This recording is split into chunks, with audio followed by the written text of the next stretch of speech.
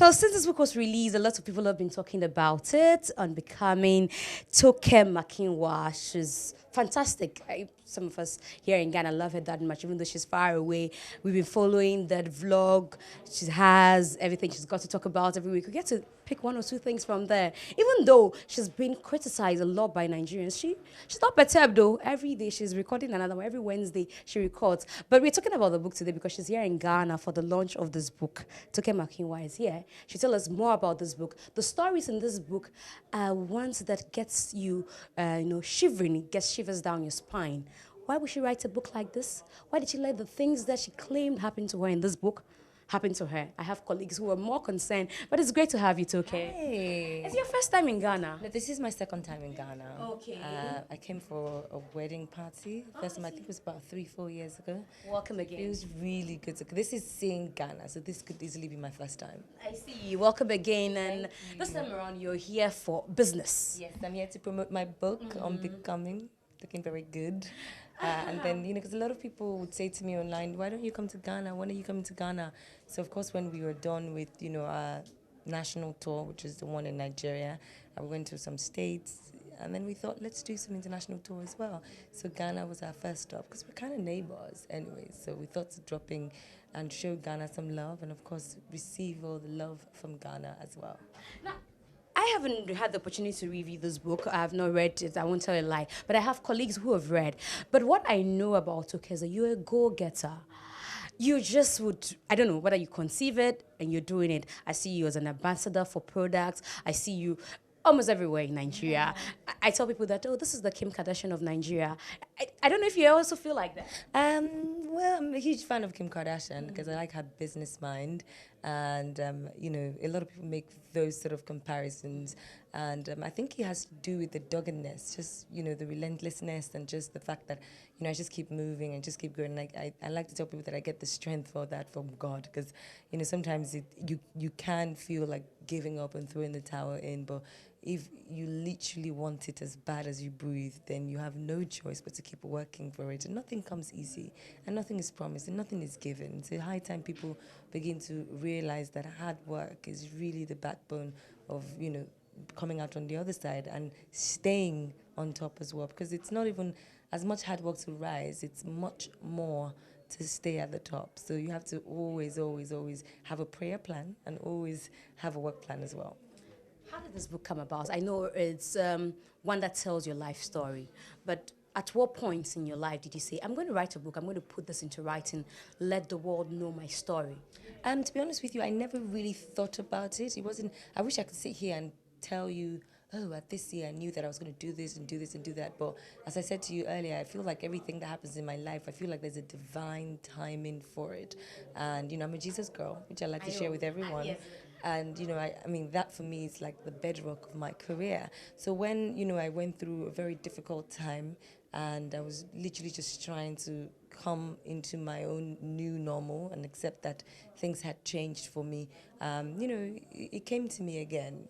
When I first told you to write a book, your first issue was, what would I write? Because I didn't think I was going to be a writer. I mean, I do admire writers. I think it takes a particular, set of mindsets to constantly being to, write either fictional or poetry or whatever it is that you do, But then this was sort of documenting my life at a very difficult time. And I got a lot of answers that I, had questions for that I didn't even know that I was asking questions for. So it was a journey for me, which is what I call unbecoming. It's a journey. It's, a journey of a girl who's basically trying to find her way through life, through the good, through the bad, through the happy and the sad, and just making her own rules herself and trying to just, leave a legacy and leave a name that would outlive her. That's why it's an open title book. It's called Unbecoming because this is the first of many more books to come. And, the next one, you never know, could be on becoming, a media mogul, on becoming a wife again, on becoming a mother. So it's a very, very interesting title that just talks about one's journey. We are becoming. And even when you think that you've become the goals you had for yourself last year, there's always room to become some more. As a strong lady like the one I admire, like I said, I follow keenly everything you do. I followed your relationship, and here in Ghana, we were wondering what happened to Toke. You preach to us every time about how to be strong in relationship, how to handle your relationship. What happened to yours? Well, at the end of the day, that question for me is almost laughable because everyone sets out to think that you're doing the best that you can do. You're not to be held responsible for another person's actions. So, at the end of the day, if you're putting out your best foot forward, either in a relationship or even at your job, circumstances and situations happen which are sometimes beyond your control. So, that question is rather ridiculous for me. I can't control what the other party felt like doing. What I can control is my actions and my narrative, which is what I've done. And you think that spurred you on to write this book as well? Well, it was my life, and it was coming up at a very difficult time. So it was part of the reasons why, I felt the need to also share with other people who might find themselves in this sort of situation, and how to sort of, come out on the other side. Because a lot of people would think or sit back and think, oh my God, she's so strong, she's so this. I wasn't always strong, and strength doesn't always come in you lifting up heavy weights or you acting like still on the outside. Sometimes being vulnerable is also a sign of strength. So being able to relate with people and let people see that, okay, this is someone we look up to. And people have different ideas of what they think celebrities' lifestyles are. People think you're perfect. People think you don't have bad days, but it's wrong. You do. You're human, and that's what I wanted to show. The strong. Speak to some vulnerable women out there who think that if they're in that relationship, that's their last, and they cannot do without that man or that person who is holding them spellbound. I mean, I'll probably first say you need to read Unbecoming. Purchase the book and read it, and you probably find the strength, from there. But apart from putting my book out there, I think that people need to accept that life comes with the good and the bad. For my situation might have been a relationship. For you, it might be a child. It might be a job. But wherever you are, we cannot be a sheep at harbor. It's impossible. A ship's beauty is seen when it sets sail, and the beauty of your life only begins when you take those chances. And no, your happiness is not tied to anyone. It sounds so cliche because people say that, but we still find ourselves in those situations where we keep trying, because at the end of the day, you hope and you pray that things will be different at different, the next time and the next time and the next time. But at the point where you feel like your purpose is now being affected, at the point where you feel like your vision is now being tainted, it's time to take a step out and do that in faith. Because there's that saying, what if you fall, but what if you fly? Take a chance. You never know what's waiting on the other side.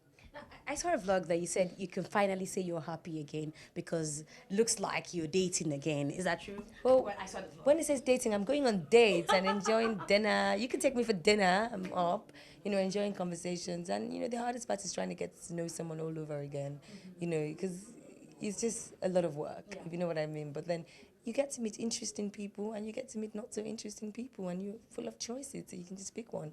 Has the experience made you doubtful of people that you're, even much as you're trying to get a new life, get somebody in your life again, but you're more like, can this I mean, with everyone, I think you definitely, as you grow older, the things and lists and the childish things that we think we must have, in certain relationships, things begin to change because you're changing and you're growing as well. So I wouldn't say doubtful, because I'm a big believer of love, and I'm excited about, I love love stories. I'm such a sucker for love. So, this is not a book of despair. It's a book of so much hope. And once you're hopeful, love would always happen. Now, I noticed on social media, thanks to Bella Niger, where I get to watch your vlog, that people, trolled you when you wrote this book, saying that you're putting your ex-husband in a bad light. When you heard things like that, did it damage, the intent that you had in writing this book? Well, the book is still here, and I'm still promoting the book, so clearly did nothing. You aren't bothered about what people think. People would always say opinions are a dime in a dozen, and it's okay for them to say. Was it needed as much as you've put it in here for you to have documented into detail? If I had to do it again, I'll do it all over again. What's the relationship with you two? We have none. There's no relationship. You don't talk to each other? I just answered that. We have none. Then came the issue of Anita. I think that's what she's called. The lady people say is the reason you had to divorce. She had a child for your ex-husband, saying that unbecoming, you would know people's real stories. Sometimes just purely not true. That's what Bella Niger made us believe, that you get to know people's true story when you go through their pain, almost like rubbishing what you had done. Did you ever see that? I like the fact that you said people said, because that's what it is. You can't be bothered about. No, I'm here to talk about my book, not any other No, person. it's in connection with the book. No, it's not. But people say it has nothing to do with what I'm doing and where I am. And if I was someone who was really swayed by what people say, I wouldn't be sitting here.